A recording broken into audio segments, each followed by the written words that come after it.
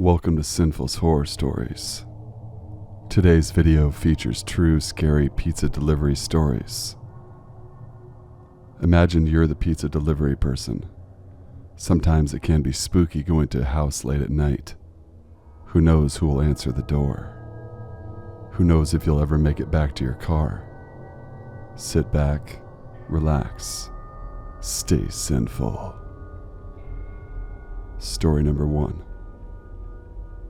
Last year I was working at my local Papa John's Pizza when I received a call that at the time didn't seem that unusual. It was a man's voice. He said that he wanted a large pepperoni and sausage pizza with stuffed crust and a large bottle of Pepsi. I had to ask him to repeat the order 3 times because I couldn't really make out what he was saying, and he sounded like he had a sore throat or was far away from the phone or something like whispering. I typed in the address on my phone's SAT nav and went on my way to deliver the pizza. I arrived at the address the man had given me, and I knocked on the door. A man in his 30s answered the door.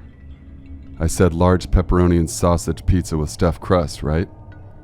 The man looked at me confused and said, "I didn't order a pizza. You must have the wrong house." I then took out my phone and read back the address I was given. The man then said, "Yeah, that's my address, but I didn't order any pizza." At this point I was thinking it probably was one of his kids or something who rang up as a prank. That happens all the time. I even mentioned that to the man, saying maybe his kids ordered something. He told me he lived alone, and in fact just got back from work less than 5 minutes ago. I was really confused, but I said to him, "I'm sorry I bothered you," and returned to my car. I started my car and sat there for a second trying to figure out what was really going on. I then took a look at the man's house and saw some weird-looking guy staring at me through a window of an upstairs bedroom. I quickly left the car and ran up to the house and banged on the door. The man answered. I quickly told him there was someone in his house upstairs. He and myself ran up the stairs to try and find whoever was in the house. The upstairs rooms were empty, and so was the rest of the home for that matter. The man called the police and they said they were on their way. As we were waiting, I asked the guy if anyone he knew might sneak in or anything like that. He told me no, in fact. He said his family was on the other side of the country, and he's the only one that lives in the house, because it's where his work is stationed. I pieced together that whoever the man was made the order. It doesn't make sense and it creeps me out. What scares me the most was the man, from what I know, was never found. For all I know, he could still be in that house. Story number 2. I remember a scary encounter I had when I worked for Domino's. I was 18 years old at the time. I mainly delivered pizzas in the evenings and night. It was around 9 p.m. on a Friday night, and I was on my way to a house in a somewhat rural area. The order was 2 large Texas barbecued pizzas. I arrived at the house, and as I was walking up the path towards the front door, I saw someone watching me through the blinds of the window. I thought that was a bit awkward, but whatever. I knocked on the door, and for some reason no one answered. I was really confused. Whoever that person was at the window just saw me go to the door. Eventually the door opened, but there was no one there. I looked inside the dimly lit house and said, "Hello, pizza delivery." Then a voice spoke out to me that sounded like it was coming from upstairs. The voice said, "Oh, come in, I will be down in a minute." I have to say I couldn't really tell if the voice was a man or a woman's. I entered the house and waited by the door. The voice spoke out again. "Just put the pizzas on the counter in the kitchen." The kitchen was at the end of a dark hall. As I was walking, the front door closed behind me. I turned around to see no one there. I also walked past whatever room it was that I was being watched from to see no one there. I got to the kitchen and put the pizzas down. The house was creepy, like I said. It was poorly lit and just so silent. No TV, No radio. Nothing. Just an eerie, dead silence. I stood there in the kitchen nervously waiting for the owner to come down and give me the money. A few minutes go by and I'm just thinking, hurry up, I want to get out of this creepy house. Just as I thought that I heard a noise coming from one of the downstairs rooms. I said in a nervous voice, "Hello?" But no answer. This scared me even more at this point. I then walked down the hall to take a look inside the room where the noise had come from. There was someone sat in a chair facing the wall. It was an old woman. She was just staring blankly at the wall. I didn't say anything. I only stared at her, scared as hell. I then heard loud footsteps coming from the stairs. Only it was like someone was running up the stairs rather than coming down. This made me jump. I took another look at the old woman to find her staring at me. This time her expression was far from blank. She was looking right at me with an angry smile. This was more than enough for me to get the hell out of there. I quickly opened the front door and ran as fast as I could to my car. I started my car and took one last look at the house. I could see once again someone staring at me through the blinds. I drove as fast as I could back to my work. I don't know why, but I didn't tell anyone until now. That was the scariest thing I'd ever come across. And to this day, I still have no idea who or even what was going on in that house. Story number 3.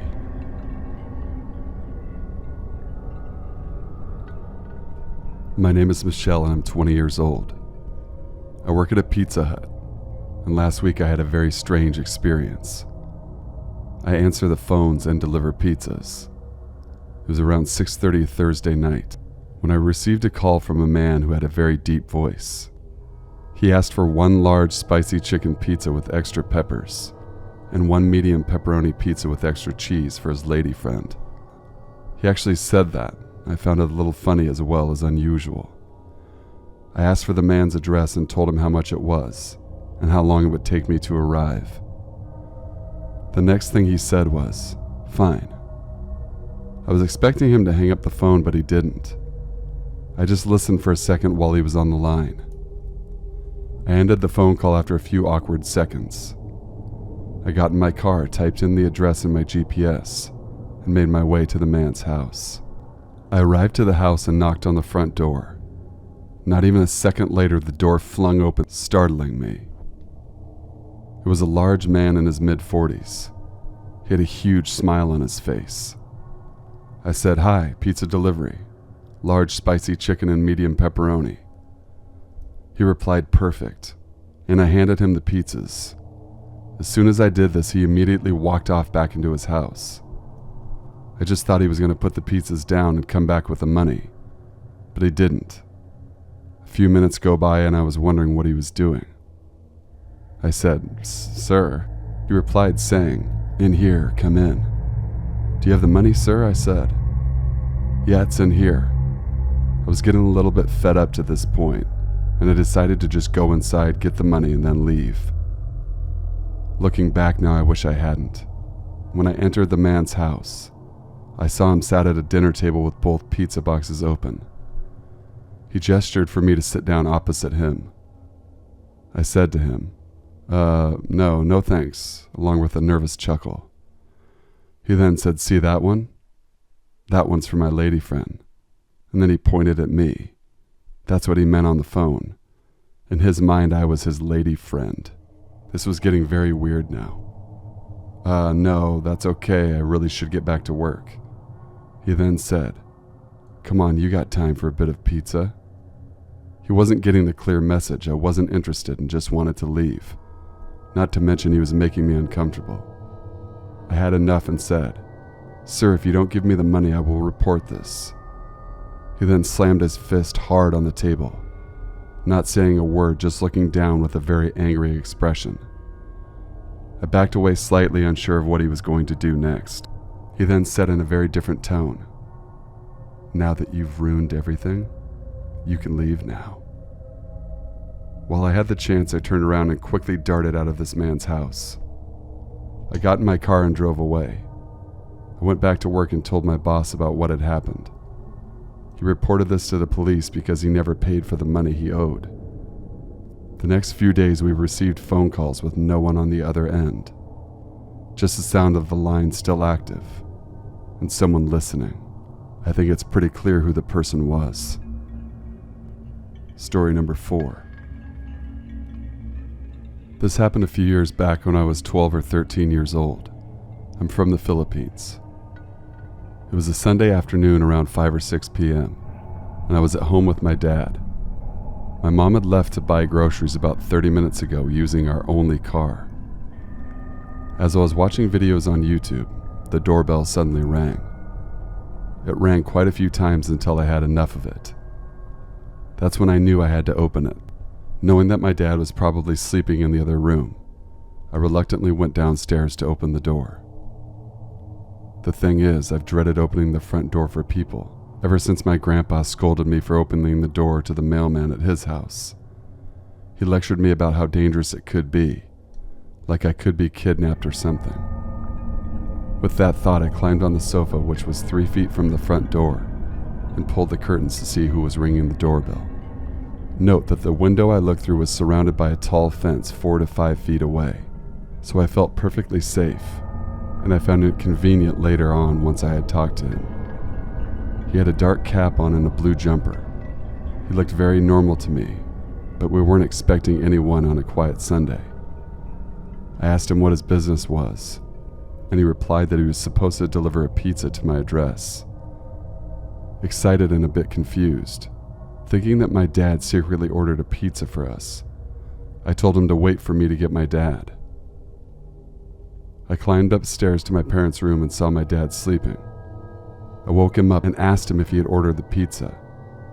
He replied with a daze that he didn't. Disappointed, I go back downstairs to break the news to the delivery guy, who probably got the wrong address. But when I got back to the window, he was gone. Since I was pretty young back then, I didn't think much of it until now. Today, I'm certain even my mom agrees to, when I told her a story a few years later, that I was nearly kidnapped.